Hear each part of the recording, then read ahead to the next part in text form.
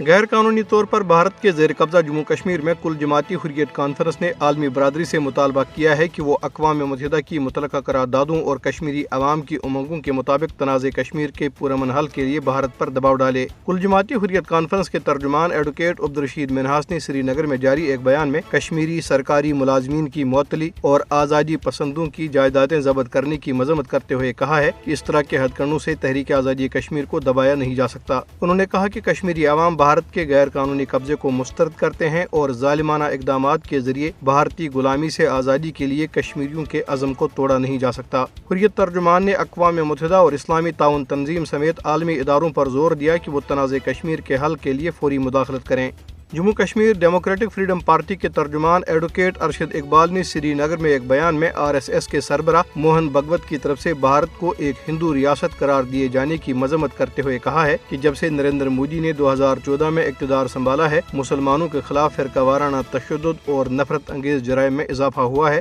اور انہیں مقبوضہ جموں کشمیر اور بھارت میں نسل کشی کے خطرے کا سامنا ہے۔ انہوں نے کشمیری مسلمانوں پر زور دیا کہ وہ ہندو جنونی یتی نرسنگانند کے توہین آمیز بیان کے خلاف پرامن احتجاج کریں۔ بھارت میں بڑھتے ہوئے اسلامو فوبیا کے خلاف سری نگر سمیت مقبوضہ جموں کشمیر کے مختلف علاقوں میں احتجاجی مظاہروں کا سلسلہ جاری رہا، جن میں سکھوں سمیت مختلف مذاہب کے نمائندوں نے شرکت کی۔ بھارتی پولیس نے مظاہرین کو دھمکی دی ہے کہ اگر انہوں نے احتجاج بند نہ کیا تو ان پر غیر قانونی سرگرمیوں کی روک تھام کے کالے قانون کے تحت مقدمات درج کیے جائیں گے۔ ادھر قابض حکام نے کل ہونے والی ووٹنگ کی گنتی کے موقع پہ مقبوضہ علاقے میں سخت پابندیاں عائد کر دی ہیں۔ سیکورٹی کے نام پر بھارتی فوج، paramilitary, central armed police force اور پولیس کی بھاری نفری تعینات کی گئی۔ دریاسنا لداخ کے ماحولیاتی کارکن سونم وانچنگ نے خطے کی ریاستی حیثیت اور زمینوں اور سیاسی حقوق کے تحفظ سمیت اپنے مطالبات منوانے کے لیے غیر معینہ مدت کی بھوک ہڑتال شروع کر دی ہے۔ بھارت کی سرکردہ مسلم تنظیم جمعیت علماء ہند نے ریاست اتر پردیش کے علاقے غازی آباد میں واقع داسنا دیوی مندر کے ہیڈ پجاری یتی نرسنگانند کی فوری گرفتاری کا مطالبہ کیا ہے۔